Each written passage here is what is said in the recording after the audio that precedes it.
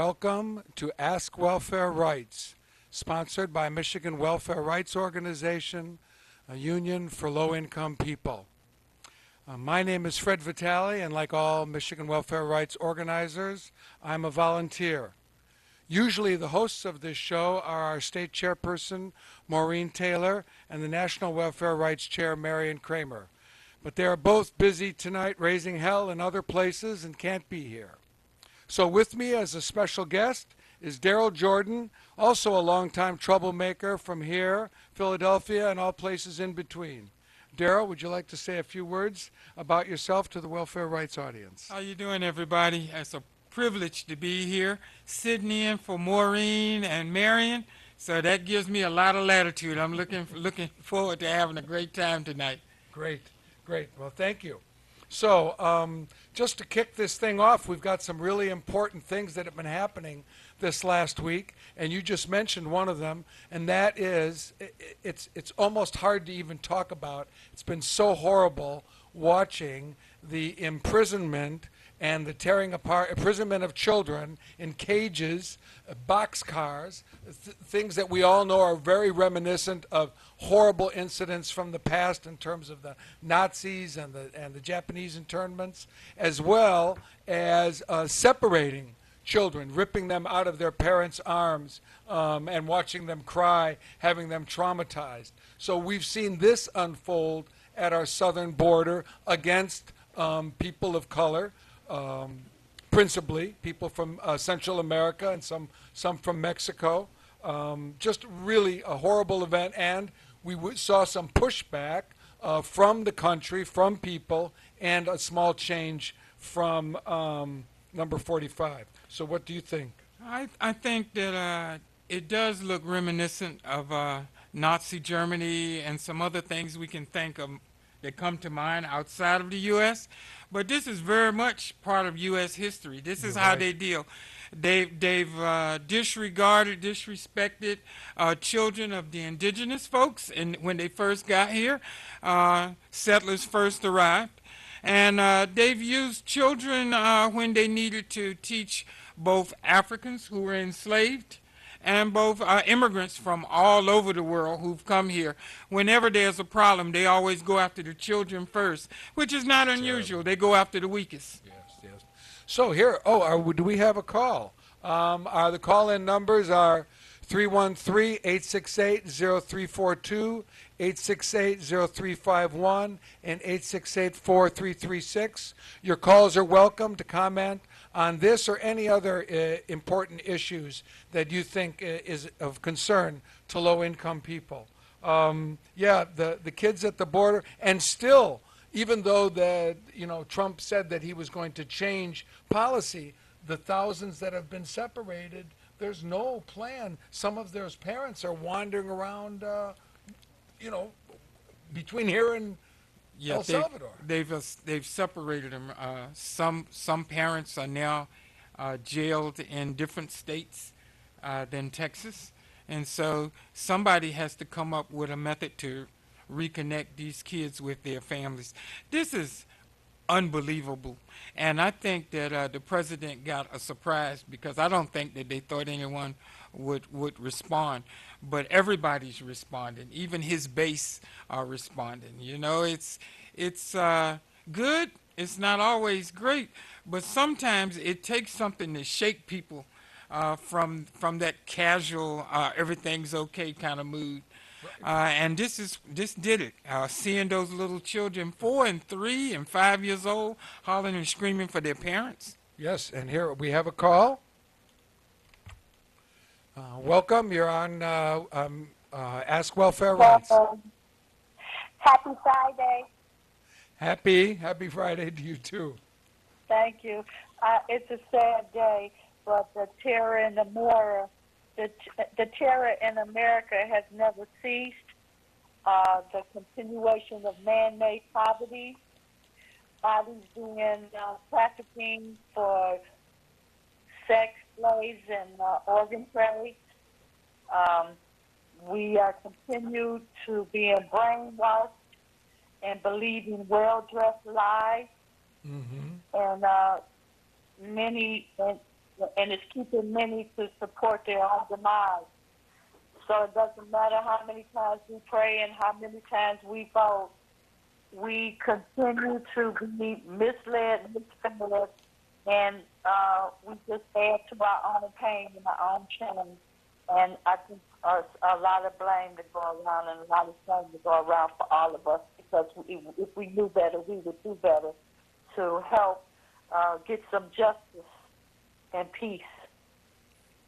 Thank you for taking my call. I'm just frustrated and I'm just venting. Thank you for taking my call. Well, and thank you for calling in. In fact, what you just talked about, what can be done about it, that's sort of something else that was happening this week. And Daryl was there. One of the reasons Marion isn't here, Marion Kramer isn't here, is that it's been several weeks now of the Poor People's Campaign. The relaunching of the Poor People's Campaign has been going on since May, and there was an important action earlier this week. Want to talk about that, Daryl? Yes, we took over downtown Detroit. Oh, right. Well, maybe not all of downtown Detroit, but it felt like it. It was a lot of good energy down there. We great. first went to the water board. Yes. And we were out there just to let people know that we're standing out here and we're still waiting for Detroit to put together a water affordability plan for our folks. Now, we've got thousands and thousands of people who've been cut off. Their water have been cut off. And now we're into a whole new stage. We have sicknesses that people are getting in areas where people's water have been cut off. Do you have any idea that Detroit has the highest rate of hepatitis A in the country? The whole country, the United States of America.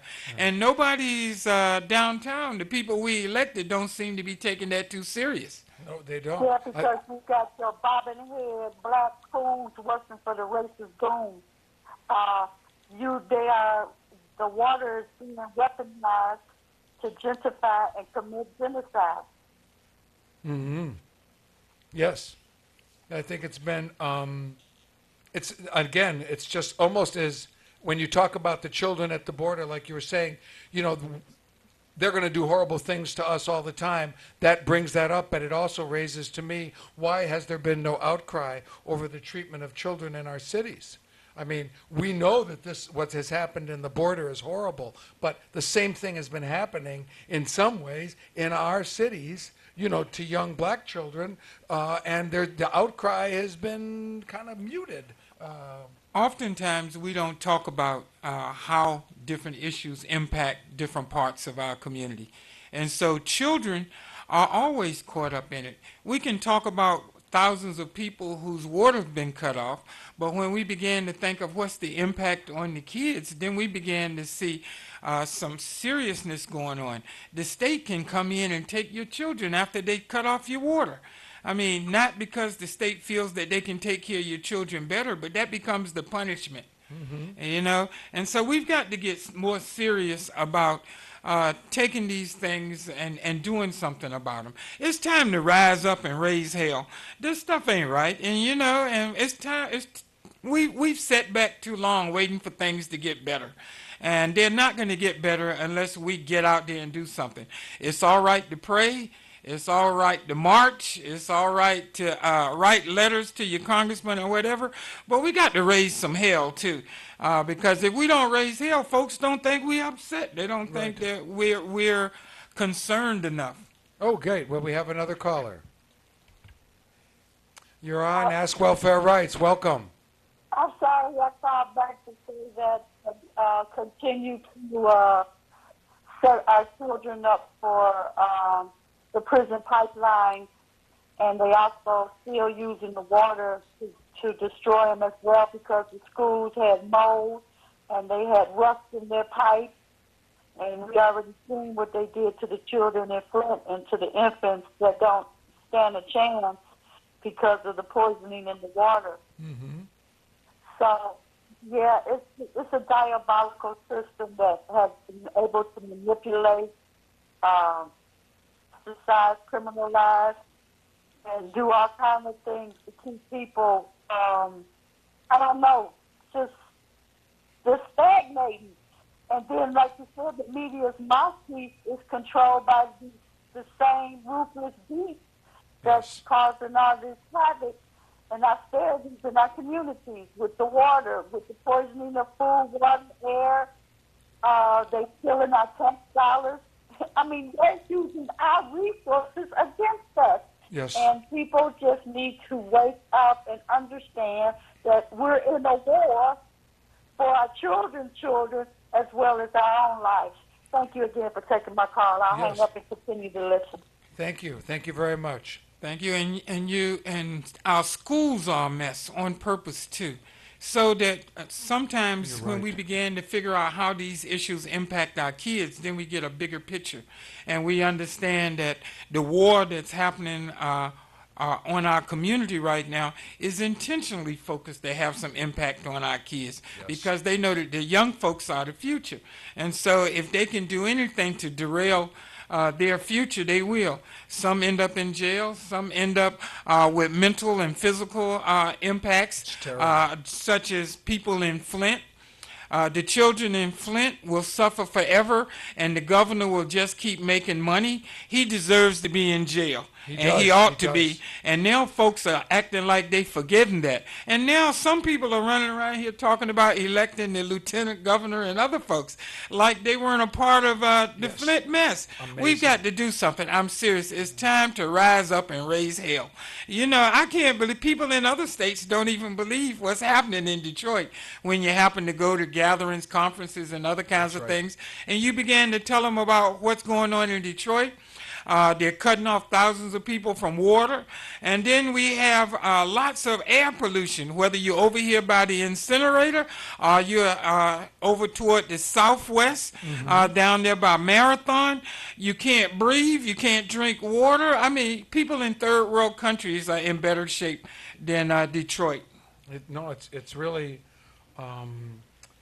like I said, I'm so glad that we've had a chance to talk about what happened on the border, but what's happened to the children of Detroit and the children of Flint. It got a little airplay for a little while, but we know it's been a systemic problem, systemic racism. And again, like you said, the question of the schools. We're asking our listeners who are listening now, what do you know about the Poor People's Campaign? Have you heard about it? Do you think it's being effective? It's been now 6 weeks. We just talked that earlier this week, Daryl was at an action where 23 people were arrested blocking that little choo-choo train, the Q line downtown, and doing it right in front of, wasn't it right in front of Campus Martius? Yes. Yes. So that has something to say about the billionaires trying to run our town, the Dan Gilberts. Go ahead. And we this that little choo-choo. I mean, come on. Detroit and mass transportation. That's like two opposite ends of the thing. You know, we need mass transportation. We need vehicles that can get people to work, that can get them home, that can move them. This thing goes from downtown to Grand Boulevard and back. I mean, come on now. This is something for the tourists. I mean, this is not Yes. something for the people of Detroit, but who pays for it? We do. Right. This is it's so funny. This is like the second part of our mass transportation plan. We got the people mover, which goes around in a circle, and now we got the queue line that goes up and down the street. This is ridiculous. We need real buses. We need real mass transportation. The cost of cars is steadily going up. Fewer and fewer people are able to buy them. The cost of maintaining and having a car in Detroit continues to go up. And we need to come to our minds and deal with something. If this is the Motor City, then Motor City doesn't have to be in a car. It can be in a bus or a train or a subway. Sure, I mean, of this is course, of ridiculous. And when we talk about the Poor People's Campaign, I think it's important to talk about mass transportation. These are the kinds of things that allow poor and working class people to move around and to make the best use of the little resources that they have. But here in Detroit, Doesn't matter. We're building a brand new Detroit. That's what they keep telling us. And I was just in Virginia and Washington, D.C., and everybody was talking about, whoa, I hear Detroit is having a great turnaround. Yeah, they're turning around, all right. They're trying to get rid of everybody that was here. And at the same time, if this was such a great turnaround, how come we aren't doing something to make the lives of the people better in Detroit? Why are we just we're getting more restaurants and more bars for people who don't live in the city to come in here and hang out, enjoy themselves, and then go home? And then the folks who live in here, we can't even get water that everybody can afford, and air. And I need to say this because I'm about to laugh out loud. I don't understand how the leaders in this city don't understand that if the incinerator is putting out, burning trash and putting out poisons in the air, why do they think that only the folks who live here in Detroit are going to suffer? You know, there's no walls to stop the air and the poisons. So if you poison me, you're going to poison everybody else too. You're right. And so that just seems to be ridiculous. And it's time for us to wake up and do something about it. And the Poor People's Campaign is a way that we try to speak to all of those issues all at once. And I know it can be overwhelming, but dealing with the issues of immigration, whether we're talking about Spanish-speaking immigrants, immigrants from Africa, Asia, or the Middle East, it's all the same thing. The government picks and chooses who it wants to go after and who they want to kick out. And oftentimes it doesn't have anything to do with why the people had to come here or anything else. We can talk about a lot of the Central America refugees that have come here from Guatemala. If the U.S. hadn't intervened and been messing around in Guatemala, then there would be a lot of folks who would be very content to stay there on the land that they were born on with their family and their friends. But once the U.S. goes in there and began to play with people's agriculture and other kinds of stuff, then we end up in a situation where they can't make a living. So they come to the U.S. because that whole thing out there about the best country in the world and you can live like you can't live anywhere else. And so that goes out there, and people come here looking to live better, and then they get here and find out that they become just another addition to the growing list of poor people here in the U.S. It's really sad. I mean, we all know people do not leave their home unless they have to. We all know that. Nobody leaves where they're from unless they really have to. If they have all their loved ones there and everything. Everyone, I mean, my father was an immigrant. His family came here because they felt they had to. So it's you know, so, and then to treat people so terribly at the border. And again, we all know this isn't simply about them as though it's the other.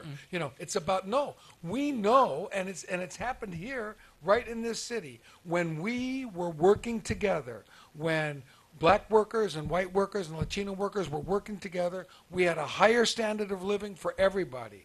When we let them attack people and immigrants in the South, when we let them attack black people, when we let them attack Latinos, everybody's standard of living falls. Look what's happened in the Tri-County area. We used to have great schools, great jobs. We let the rich people come in and start pushing people around who are at the bottom. Not everybody, but the people at the bottom. And right away, everybody's standard of living falls.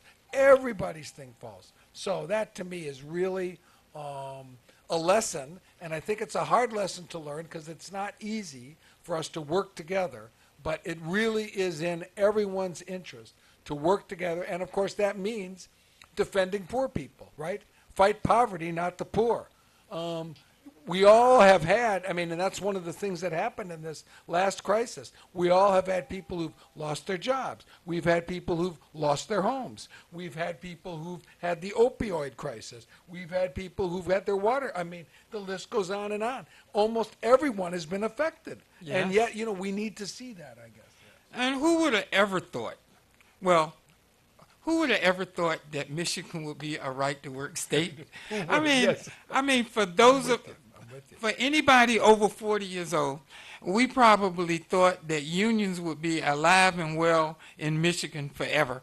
and that this was sort of like the heart of the union movement in Yes, the it U.S. was. And so once they killed unions in Michigan, they've begun to create havoc all over the country. And so now you've got a situation where one time getting a job, especially in the factories and whatever, was a path to doing better and being able to buy a better home, to invest so that when you retire you could live a little better, to have some money to spend so your kids could go to college, so you don't have to share what little bit of money you have with them because they'll be able to take care of themselves. But then when you destroyed unions, you destroyed the way that people could negotiate for what they thought was a fair exchange for their labor. Then we kind of like lost it, and now we're even the fight for 15. Good fight. Good fight. That's yeah. that's a great struggle. We all should be out there raising our voices and supporting the workers who make our hamburgers and our French fries and our deep fried chicken that we get from all these different places, all them fast food places.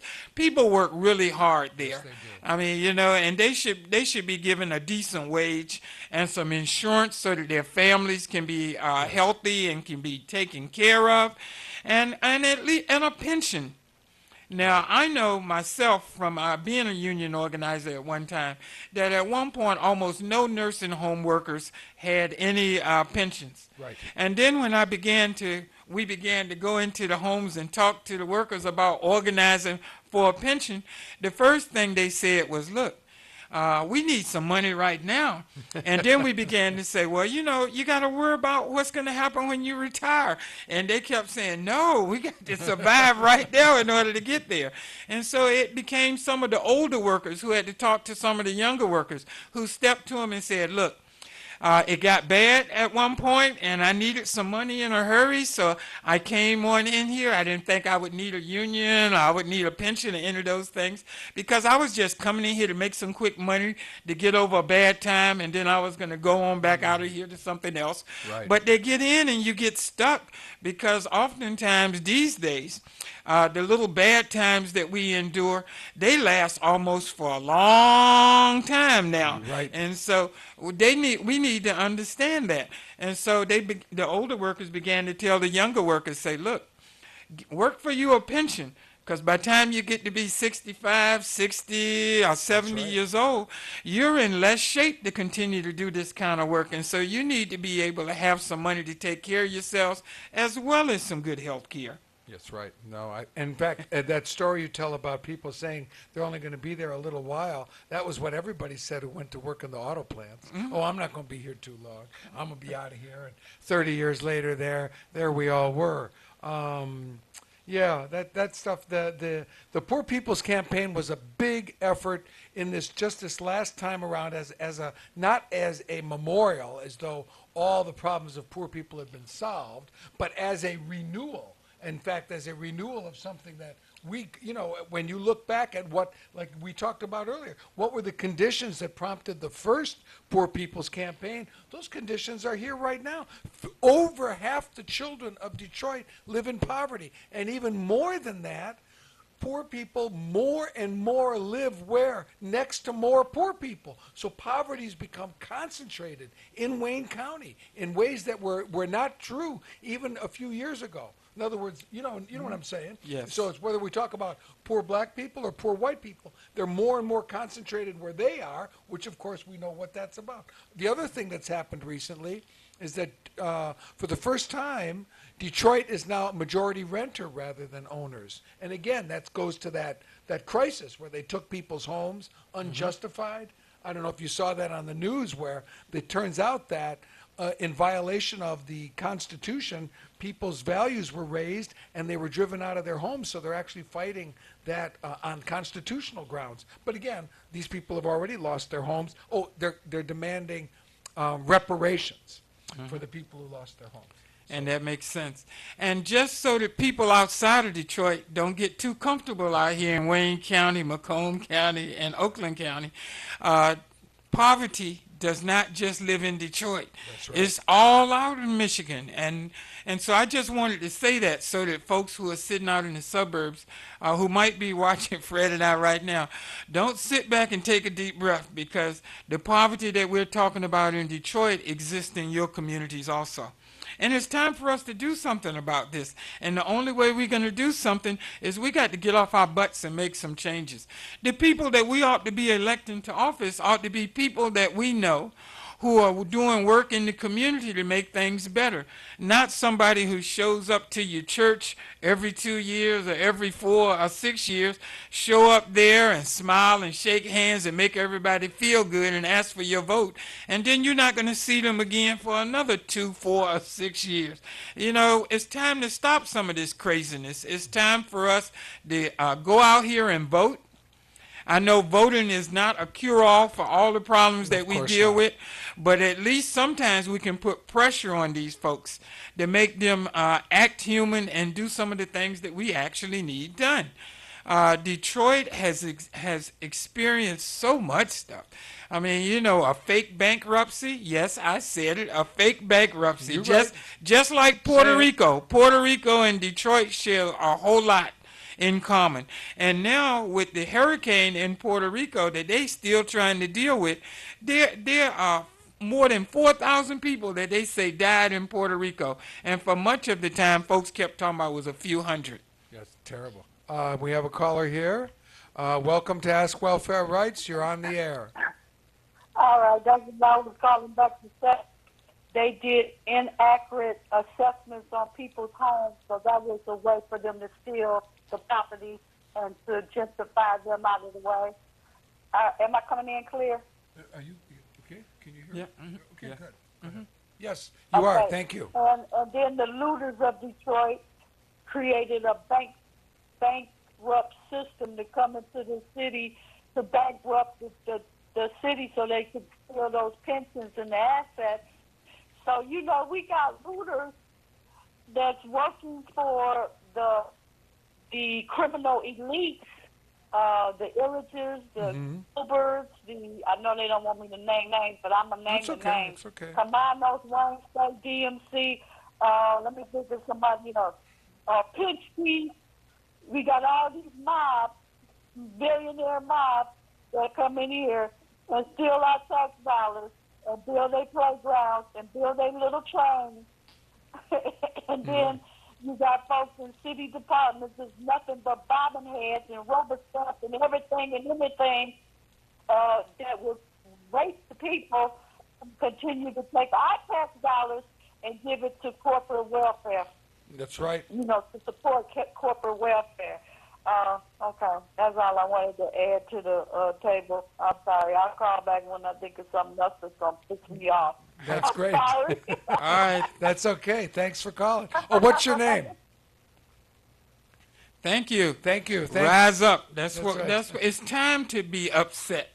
Yes. Too many of us sit back and watch the news, and we might be sad, but it's time to be more than sad. We got to be upset if we're going to do something about this. Right. And I want to say one thing too, so that we're real clear, because a lot of us understand that we're building two Detroits right now, a very white and rich Detroit, and a very poor and multicolored Detroit.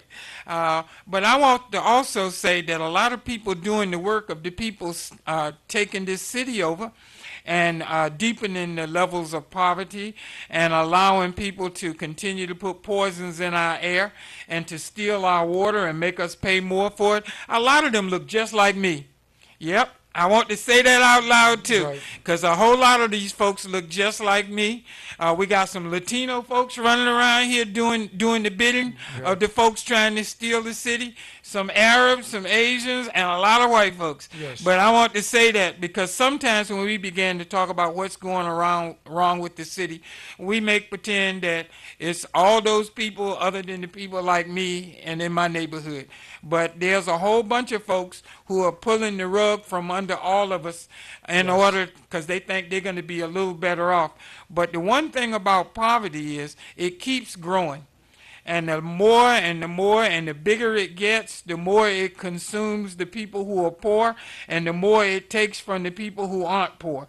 And so you can make pretend like this isn't affecting you and you don't care if you want to, and we're all going to get caught up in it. Just like I just said a little while ago about the poisons that get put in the air. It's not like once the poisons is in the air that it's just going to impact me. It's going to impact all of us. That's right. That's right. It's going to just keep rolling. No, as Ed Rose said at the event on Monday, he says, we are seeing the crucifixion of the poor. And Ed Rose, the Reverend Emeritus from the Central United Methodist Church. But I think it's important to say something about that we have just stood by and seen poor people over and over and over again attacked in ways that 5 or 10 years ago may have caused a bigger outrage, but we've gotten used to it, and we're getting a government now that is trying to let us get used to that. To say, yeah, it's okay to these, like they said when the white supremacists marched. Oh, there were problems on both sides. There's a whole effort to mask and to cover up, all of these attacks on people, and to make us feel there's nothing we can do. And I think that's one of the things that's so powerful about the Poor People's Campaign is it says it's time for a moral revival in this country and links those important issues of poverty, systemic racism, the war economy, and just tries to let people know there's a link, between these things. There's a link between suffering in Syria and suffering here, not just because people suffer, but because the people in the United States, the people who run this country, are responsible for the suffering in Syria and the suffering here. And those of us who have jobs and who work help to fund all this chaos going on around the world that the U.S. is making happen. And so we're responsible for that. This week, too, the U.S. decided that it didn't want to be part of the UN Human Rights Council anymore. Oh, no. Oh, yeah, they decided that they didn't want to do that. But this isn't really crazy because the U.S. hasn't really signed any human rights documents ever with the UN. But this time they pulled out because they have a problem with people calling Israel out for shooting down women and children who are unarmed doing nonviolent demonstrations over there. And this was the time of the Nakba, which was when they first got kicked out of their homes in 48. And so it wasn't that they were just standing out there because they wanted to irritate Israeli settlers. No. They were trying to make a statement that it's been since 1948, and it's time to come up with some kind of compromise that allows both people to stay there. And no, they're going to shoot down women and children and make pretend that this is because the Palestinians want to get shot down. It's absolutely insane. It is. We have a caller. Welcome. You're on the air asking Welfare Rights. Good evening. Good evening. How are you? I'm enjoying the program. I'm Great. talking on the phone to somebody and listening to. But I won't call him my president because he's not no president. He's crazy. Right. There's something wrong with him. He's hateful. I mean, anytime you do children like you doing them and come back and lie about it, that thing he's trying is not really truthfully done. Now, I was looking at, what is it, today, and this lady there, she's Puerto Rican. And she was talking, and I've never guessed on it during that time. She was talking about how bad it is and how wrong it is. And you had this other Republican, Donald Trump, on there arguing with her. Then there was this Mexican fella, evidently he's legally here, and he was talking in his way, supporting Donald Trump. Anyway, and she was upset. She said, "No, we're Mexican. You're illegal, but that can happen to you, and that can. If the way we do everything, he don't care. You've been here a while and legal, you'll stick to home too." But anyway, I never seen somebody cry. She was so sincere, older lady, and talking about it. But he's something. He's just like they did in Germany with that Germany when they Jews the way they did, put them all up like they taking a shower, set them on fire and all this. I mean, if Donald Trump can get away with all that, he would do. Like he makes statements. If we go to stand in the middle of New York and shoot, he can get away. But you know, people better get out and vote Democrat. Make sure we get the right governor in there. It's very important. If we don't do that, we got one more chance to do it right. If we don't get out there, everybody, and vote. I don't care if it rains or whatever, out there and vote. And it's very important that you vote primary. People make that. You got to get people in the primary so we can get them in office. Now, I'm going to hang up the response so I can listen. Well, thank you so much for calling. Thank you for calling. And you're right. We do need to vote. But I want to say something about this voting thing. All Democrats are not our friends. Some of them Democrats act just like the Republicans. I mean, you know, and there's some Republicans who we might not like their policies and stuff, but some of them still got a heart. Unfortunately, the senator from Arizona, he hasn't always been on the right side, but when things get so bad, he's the only sensible thinking Republican that I've heard consistently. And unfortunately, he's probably at a state of really bad health right now. I know. And his co-workers, McCain, and his fellow Republicans don't act like they care about that either, because he's not in lockstep with them being cruel and evil. Well, welcome. You're on Ask Welfare Rights. Yes, I'm called right back. Okay. But you're absolutely right. All Democrats ain't for you either. I realize that.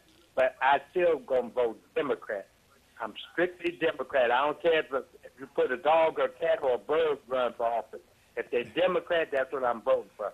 But now, about this quarter hike that they just told us, 4% more, don't forget, last year our mayor and the council and all of them was talking about this. And all them pastors came down at the city council, about 30 or 40 of them, which I've never seen any together doing anything to keep them from raising their lines. So 4% is going up July the 1st. They didn't ask you if you wanted to vote for it. Now, if you heard anything else about it, what about the churches? How they going to charge? Or does that? I'm going to hang up and listen. Okay, well, thank you. I want to thank you for calling back.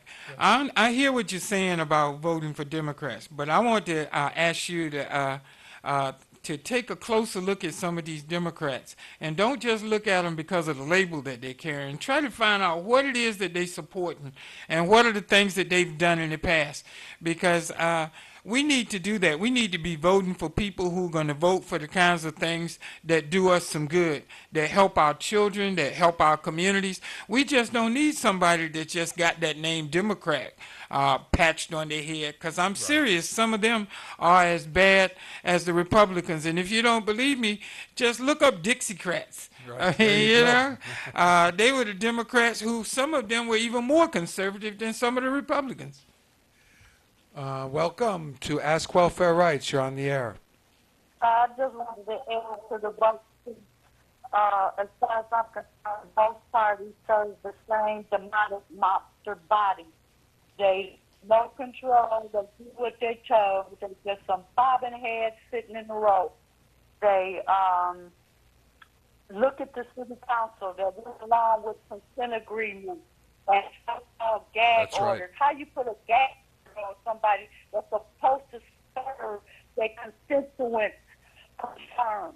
They did everything for the oligarchs and nothing for the people. Right. Our tax money pay them, and they turn around and take our tax dollars and allow to give it to corporate welfare to build a playground and to outprice us and to take and to gentrify and commit genocide.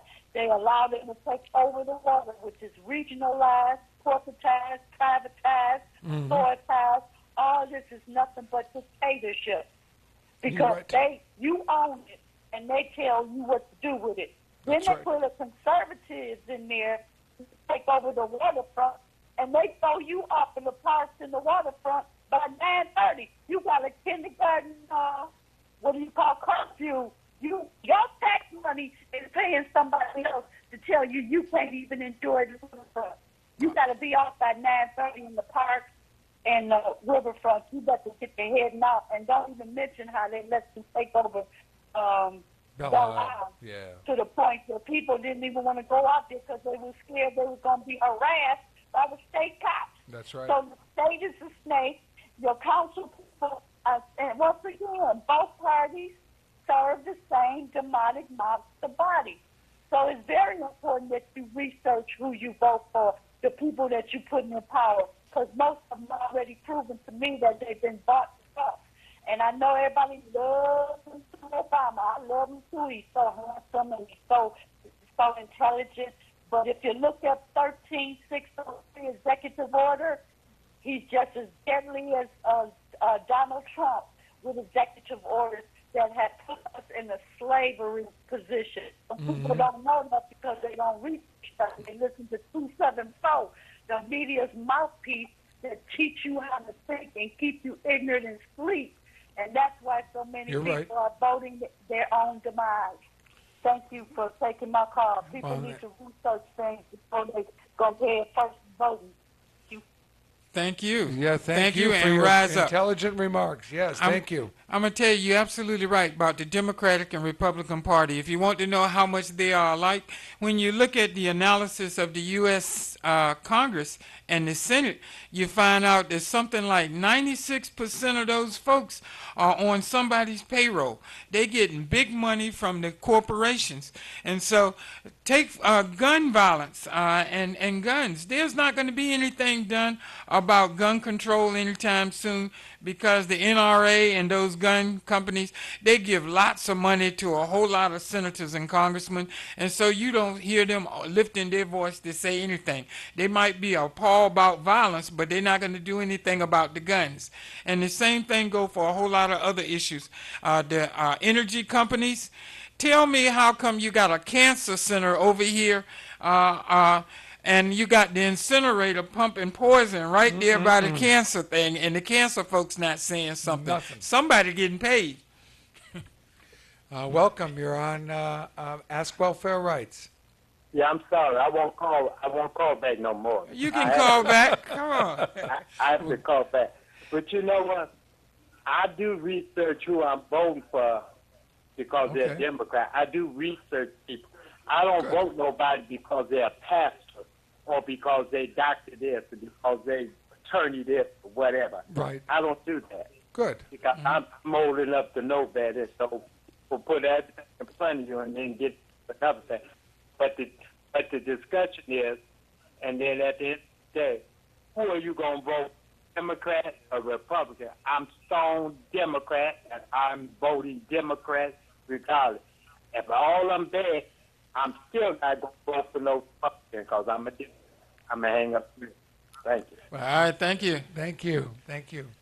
I just to say, because this is about welfare rights, we have had other candidates that we have supported that weren't Republicans. We've supported Green Party candidates. I'm thinking particularly of Cynthia McKinney in 2008. We also supported other candidates for local offices. One of our own, Maureen Taylor, ran for city council once. So keep your eyes open beyond the Democrats.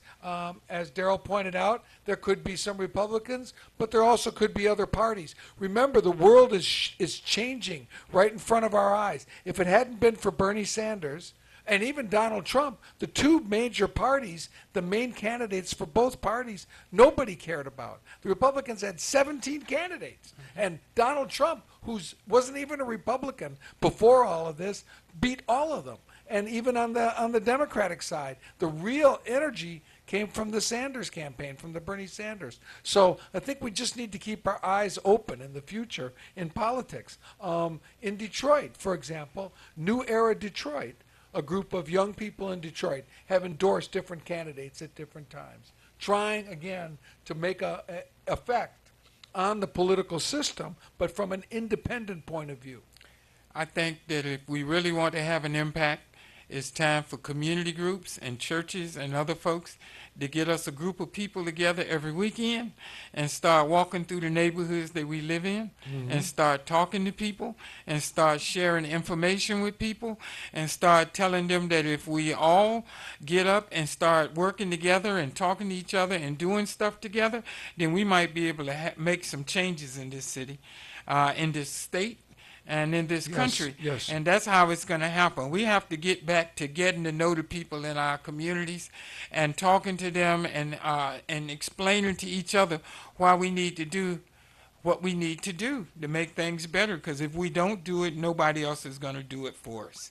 That's right. One of the nice things about Michigan Welfare Rights, and there are other community organizations, is that we are open to all low-income people, and we do work with low-income people to get them all of the rights and benefits they're entitled to. So, for example, if people need help with their water bill, if people need help with their gas and lights, we don't have money, but we try to connect people with resources that they can get, because from our point of view, every time we can assist a poor person and help them get down a little farther down that road, we've created more political space for change. Because, you know, as welfare rights people, we understand if all we do is help people, 30 years from now, we just got even a bigger pile of poor people. So for us, it's also a fight about politics. Making it's change. about, yes, in the courts, in the legislatures, in the streets. It's also about change. It's about and about bringing people together. And I want to throw out an invitation to those of you that want to get more involved in struggle, those of you that want to get educated and find out more about some of the issues. I invite you to come visit the Welfare Rights Office, to come to some of the meetings and events, to some of the Poor People Campaign events. I'm over at the Commons, over on Cass Corridor Commons. Yes. I invite you to come there and participate in some of the meetings of the Detroit Independent Freedom School Movement, or the Detroit People's Water Board, just to get a sense of what's going on. Because if you believe in justice, then I think that you'll find a group of people that you will not only appreciate the work that they do, but I think that you'll want to get involved and work with them. I've been hanging around welfare rights since 1978 when I met Marion Kramer, Yvette Linebarger, who's around there, and a whole bunch of other folks. Because the person who I was working with, Margaret Bursey, said we used to work with them, and I'm still hanging around now. This is oh my God, this must be 40-some years later, and I'm still hanging around.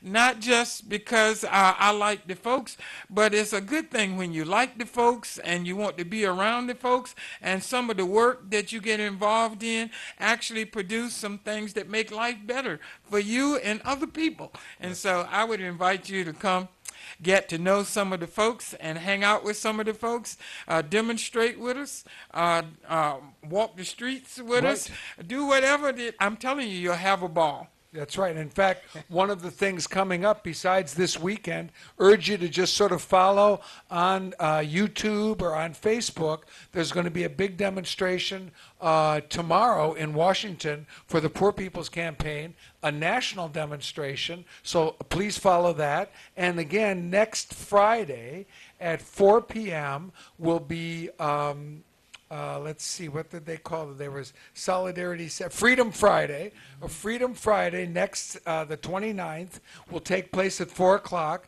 There'll be an action in Detroit continuing the work of the Poor People's Campaign. So lots of things. One of the nice things about the groups in Detroit, maybe in the past you've run into things where people there's lots of conflict, but really I think in terms of working together, people in Detroit are working together in ways that it's really good. I mean, whether you talk about Breathe Free Detroit, talk about the Poor People's Campaign, Michigan Welfare Rights, Moratorium Now, right? I mean, no matter what you talk about, people respect each other, work together, try to support each other's events, and really try to build a strong fighting community here in Detroit. And I want to shout out to our folks repping Detroit down there in Washington, D.C. right now. We got a group. We sent a great busload of folks down there. Yes, we we got did. carloads of folks down there, and they doing what they do best. They down there raising hell and rising up because right. they know that all of those folks coming together, many of those folks are dealing with the same kind of issues and problems that we're dealing with in Detroit. And so I'm hoping that they're raising hell down there, and they'll be back here ready to raise hell with us next week. That's right, and they will be. One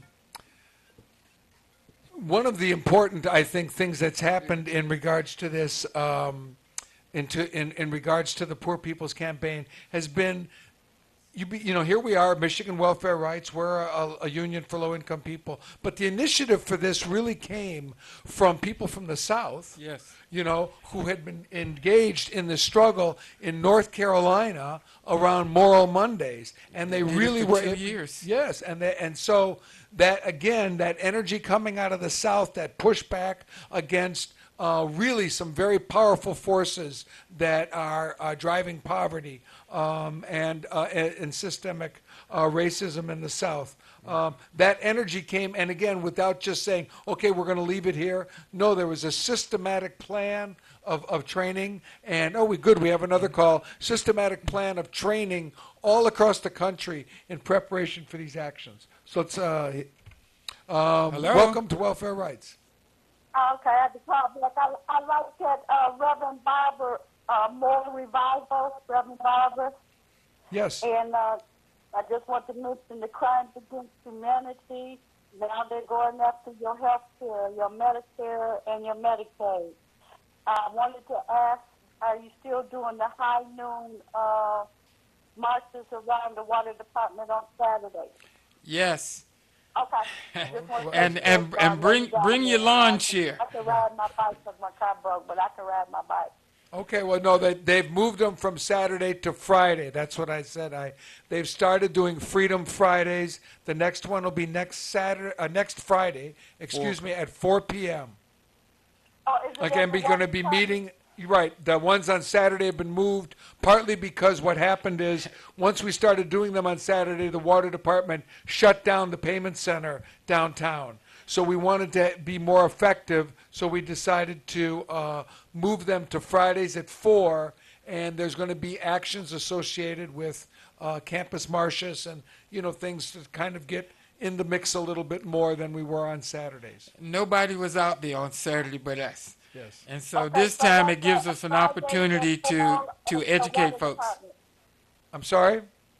Fridays at 4 p.m. at the water department. Yep. Okay, thank you. Now I know. I'll put it on my refrigerator. All right. Okay, thank you so much. Thank you. Well, it's been, and look at the time just flies by. It's been so much fun having you here tonight, Daryl. But yeah, the Poor People's Campaign was really, I think it showed that there is new energy in the country for change, and because people did these actions and trained and planned things in state after state after state, and even though it didn't get a lot of press, what do we expect from the corporate media? I think we started something. This certainly isn't over, but there was really a good effort. I think it's so important to link those issues of poverty, systemic racism, the war economy, and around on all of our rights. Actually, the attack on our rights. Yes, and even though it might be 50 years after the initial Poor People's Campaign, do know and do remember that the rates of poverty have deepened and gotten higher, and that right now we're dealing with issues that weren't even this serious 50 years ago. So rather than things getting better, things have gotten worse for a whole lot of the poor, and they're going to continue to get that. Now, I just want to say one thing before I get off the air. I want to ask all of you folks who are listening to pay attention to my coworker who has been locked up unjustly. Her name is Sawatu Amara. And Sawatu is my co-worker and a co-director at the EMEAC Yes. Cass Commons. She was arrested in a situation trying to protect herself, her daughter, and her mom. And she ended up in prison for 2 years. She had her baby there in prison. She was sent to prison Horrible. 6 months pregnant. And the city officials, they send someone like her to jail. And at the same time, the folks who really deserve to be in prison aren't. And we can yes. start with my list. My list starts off with Governor Snyder and goes on. Our mayor, who deserves to be in jail and would have right. been in jail if it hadn't have been for the death of the former county head of the county, McNamara. I mean, they all would have went down Yes. because of a federal investigation. And so I'm just saying that, but I want to ask you all to send prayers and love to Sawatu, Right. and Yes. send money, do whatever you need to do, but it's time to rise up and raise hell. Enough people are in prison for nothing, and the real folks who need to be in prison are out here pretending like they're running the government. Right, and especially important about Sawatu is that she was a new young leader in Detroit. And so, you know, there's some of us have been around a while and we can handle certain things, but taking a young person like that who's gone out of her way to devote herself to community, right, devote herself to organizing people and throw her in jail. Yeah, that's really been horrible.